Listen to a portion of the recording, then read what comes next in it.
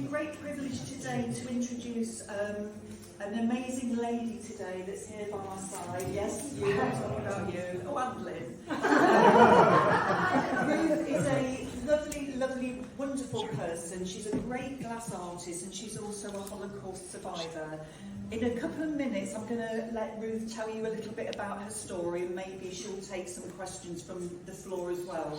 But in the meantime, I'm going to answer a frequently asked question that I'm often asked, which is, how did this exhibition come about? And then I'm going to do a few thank yous to all the volunteers and lovely people that have pulled together and made this exhibition possible. So, how did this exhibition start is what I'm always asked. And this was one of those things where it was a series of lucky coincidences and a chance meeting. Back in March, I was encouraged by a broadcaster and radio expert, Ruth, who's here, June Rowlands. June. You did call me Gladys last time I was on it. So. I think I did, yes. So June Rowlands is here. She encouraged me to go to the Holocaust Centre in Laxton, and she said, when you go, it will blow you away, and it absolutely did. And a couple of weeks prior to that, we just completed a solo exhibition for a very fine contemporary artist in Stratford-on-Avon called Harry Charles Tim. Some of his work's actually on the wall there, the Black and the Gold series. And the main painting that sold within half an hour of the exhibition opening was actually called The Last Goodbye. And when we were in the bookshop at the Holocaust Centre, my husband Neil and I, we said, look, isn't that the title of that amazing painting that sold? This painting was like 2 metres by 1.5 metres. It was huge. It was absolutely brilliant. And listening into our conversation, and I say that in the nicest of ways, was a lady called Jill Robinson, who is here to my left. Jill is partnerships manager at the National Holocaust Centre and said to me, I couldn't help it over here, but I'm going to put together a series of art workshops. Would you like to be involved? And I thought, wow, this is exciting. And I thought, she'll probably forget, but at the crack of dawn the next morning, there was an email saying, what about it then? So this is when I wrote Lynn in. I was going to call you Jill then. So I'm going to call anybody everything, you know, the mayor, you know, Mr. Stuart Smith and whatever, but we know he's Lawrence Goff. So I said to Lynn, you are an expert, you're an artist, you run workshops, so she did them for us. And then at the end of that, we said, there's so much good artwork here, let's do an exhibition. So that's basically where it came from. 6 Million White Roses, the title, was Lynn's brainchild as well, representing the 6 million Jews needlessly murdered in the Holocaust. So that's how it all came about, really a series of lucky events and people wanting to get involved and helping. This exhibition is entirely for charity. Everyone here, including Lynn and myself, we're volunteers, and all the profits, the money that's made and the money that the artists are donating from their work is going directly to the National Holocaust Centre, because it's a great cause and that message needs to be heard forever, you know, loud and clear. So that's what the exhibition's about. So at risk of sounding a bit like the Oscars, where I want to thank my mummy for doing this, that and the other, there's a few thank yous here, but it's not like the Oscars, because I sincerely believe that even in just a small corner of this room, there is more talent than you will ever get in a load of, you know, Oscar nominees. So just got a few thank yous. So first of all, Councillor Lisa Geary, who made it possible that we can have this room free of charge for 3 weeks. And also we were inspired by her recent Stand Up to Hatred campaign, so she was another inspiration for us. We also want to thank the Town Council that have been helping us, Lawrence Goff, the Mayor, Helen Crossland in particular has answered 1,000 tedious questions from both Lynn and myself with a smile, so she's really been a good help. Obviously we want to thank Jill, because if we hadn't have met that day, you know, this wouldn't be happening either. So as I say, a series of lucky coincidences and a chance meeting. Bill Varnam, the composer, and his musicians of that beautiful music, and again through Jill, through meeting Jill and talking to her about this exhibition, he was so inspired that he wrote the piece of music 6 Million White Roses. So that's where that lovely haunting moving piece comes from, again all through lucky coincidences. So I'd like to thank also Tina Weatherby, who is one of our exhibiting artists, who very kindly said yes when we said, can we use your artwork on the poster? I want to thank Lynn's husband Mick for painting all the walls, together with my husband Neil, who's been painting, scrubbing, doing the lighting, hanging the artwork, putting up with my expletives when things weren't going how I wanted, when I wanted them, and stamping my feet. Kurt and Jackie Spindley, wonderful neighbours and professional photographers. Filmmaker Steve Watson, who's filming as we speak. Jeff, the volunteer barman. And throughout this exhibition, ever since we started working on this, which goes back to March and then kind of picked up momentum in May, there's been one person that's really been absolutely fantastic, emailing, badgering people, helping people, supporting me, putting up with me. And so I want to thank Lynn Whitfield for being an absolute rock. Couldn't have done it without her, and I particularly want to thank her for still speaking to me after everything we've gone through together over the past few weeks. Finally, last but not least, the artists, and apologies if I've forgotten anyone, because there's so many, and even if I did remember you, you know what it's like, I will get your name wrong anyway. But without artists, no exhibition. And I want you all to be very proud of yourself, those that have had work submitted and accepted, because there's about 120, I think, roughly, pieces of art here, and over 300 were submitted, and it went through a very strict selection process, so give yourselves a pat on the back if your work was accepted to the exhibition. We were inundated with people that wanted to exhibit. Thank you, all the artists, for donating 25% of your sales to the Holocaust Centre. Some of you have offered 50, some of you have actually donated your lovely artwork, and 100% will be going to the centre. Now, I don't want this to sound like a QVC sales channel, but up here there are some lovely little porcelain doves of peace, and they're from the installation that lovely Sue Durham, who's here somewhere, took 2 days putting together. And these make wonderful Christmas decorations, they're gifts, they're handmade porcelain, they're only £13. So if you want to help the Holocaust Centre and you want to buy something, there's lovely things everywhere, but these little doves are available with gift bags and everything at the back of the desk. So my biggest thank has to go to this lovely lady here, Ruth Schwiening, who is always so modest. And I'll shut up now. Yes, I want to interrupt. You thanked everybody, but the main instigator, the powerhouse, of this exhibition is actually Susie. She thanked everybody but herself. Without her expertise and her passion, this wouldn't happen. As artists, what better way of expressing how we feel about all these subjects is through art, whatever form it takes. So I want to thank you for giving all artists the opportunity to express our art and to exhibit it. So I want to thank you.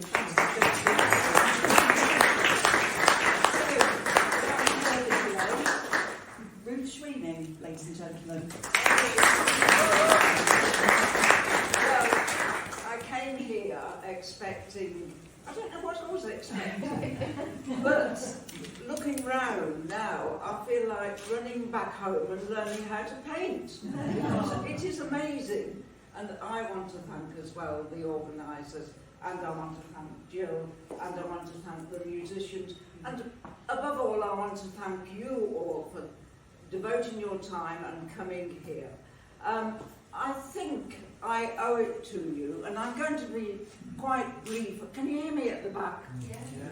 That's one thing that I have learned as a teacher. I had extra lessons. Project your voice, Ruth. And so this is what I'm doing. A quick resume of my parents' life. You'll see here, I always carry the David, the Star of David. Too long for my long-lived life up till now have I hidden it.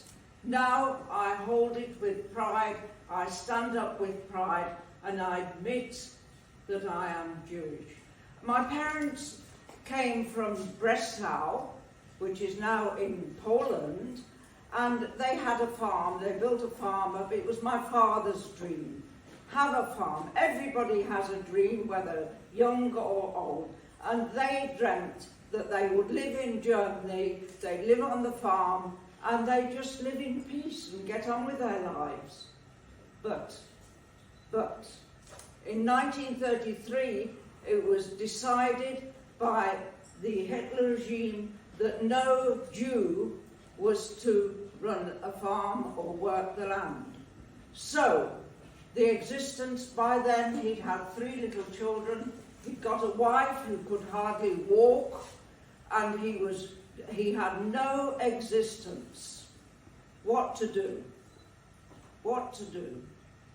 So, he made it quite clear that life in Germany wasn't good for him, wasn't good for any Jew. And they decided to go to Austria. Austria, as you all know, was a land and independent country, and the language was very similar. Let's make a new life in Austria. So this they did. They built up their farm again. They wanted to stay, I think, in Austria. They loved Austria, but then came the Kristallnacht, the night of the broken glass. And that was the worst thing that could have happened to the Jews and to my parents. My father, there was a knock on the door one night, and my father was taken by lorry to prison and then to concentration camp Dachau. There he was for 6 weeks. No time to say goodbye to his wife, no time to say goodbye to his children, no time to stroke his pet dog, and he was loaded onto the lorry. His wife didn't even know where he was going. He was in concentration camp 6 weeks. In the meantime, my mother got a letter saying that she was to leave the farm immediately and take everybody who was Jewish, that was us children, with her, and to go to Vienna or to emigrate. To emigrate. How could they emigrate and where to? Nobody wanted these Jews. No country wanted the Jews. In the meantime, the Jewish organization came to my mother and said, look, Hilda, you have 3 children. We are going to help you. We're going to take 1 child, but we can only take 1 child. And we're going to take that child to Berlin and get her or him on the Kindertransport. I ask you people, what would you have done? You've got 3 children. Who would you have chosen? Chosen to be safe in a different country, knowing perhaps you'll never see that child again? A question that often occurs to me when I saw my little children. And the lady said, or the man said, right, okay, Hilda, I'm going to help you.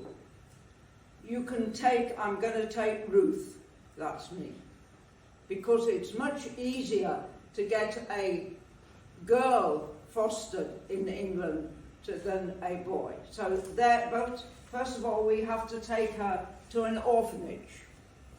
So there I was, parted from my parents, parted from my 2 brothers, and taken to an orphanage. In the meantime, my father was still in concentration camp, and my mother managed, through the help of Frank Foley, I haven't got details to go into that now, and managed to get a visa to get my father out of concentration camp. They said, if you get a visa and you can emigrate, we will release you. And this he did with the help of my mother. And so eventually they met up again. My father went to England, came to England as an agricultural worker. He was fully qualified, he'd got his own farm. But as an agricultural worker, we think my mother came over with the 2 boys, my 2 brothers, and they managed to come to England. We think she got a domestic visa to come over and work in the household, and then stay there. So eventually it was a happy ending. I was fostered, and my foster parents, and this is a good feeling I have. So any of you who are now hosting Ukrainians, please don't, like my daughter-in-law, don't think that's nothing. It is. My foster parents saved me. They wanted to adopt me, but they weren't allowed. They thought that my parents had succumbed to the Holocaust, and they weren't allowed to adopt me. So my mother came to fetch me. When she came to fetch me, she said, "Ruth," I was only about 4, "give me a kiss." And apparently, I looked at her and I said, "My mummy said I'm not to kiss strangers." So I didn't recognise my mother.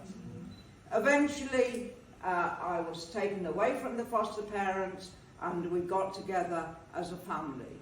A family of refugees, a very, very poor family in a country you can perhaps imagine the British were fighting Germany, and there we were as Germans in a country which the British were fighting.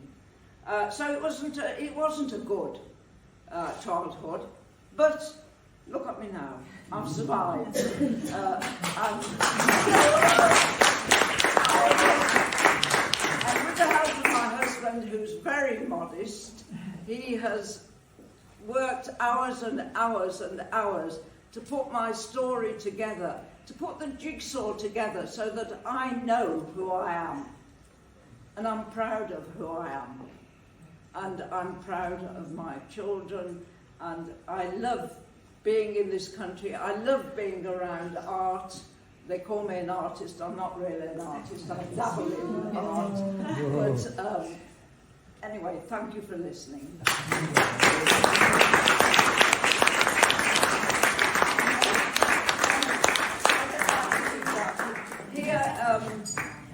Here is my book. I didn't write this. It's my book. Somebody called Nick did it. He came to interview me, and he knows more about me, and it's all written in this book. He knows more about me than anybody else, I think, quite honestly. And his wife produced a film, which is on YouTube, about, I call it, When History Met Art. And it is a bit about history and my artwork. I've done my parents' story in glass, and she went around the house, and this lady, and photographed everything, and it is now on YouTube. And here's the book. Okay? Thank you.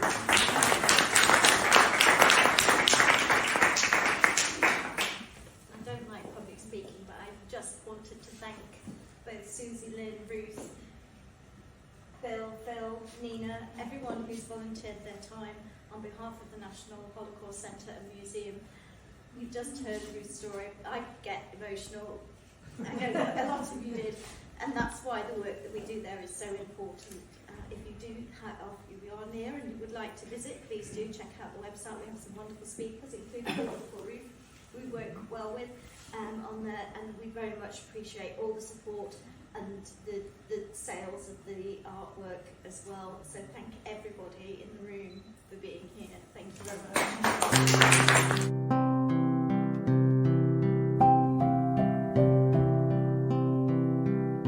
There's a garden in heaven, its own special place, a place of remembrance, just where the sun breaks, full of beautiful flowers, soft petals and thorns, and a fragrance that lingers till a better day dawns. 6 million white roses, and not one the same, each one of them special, each one has a name.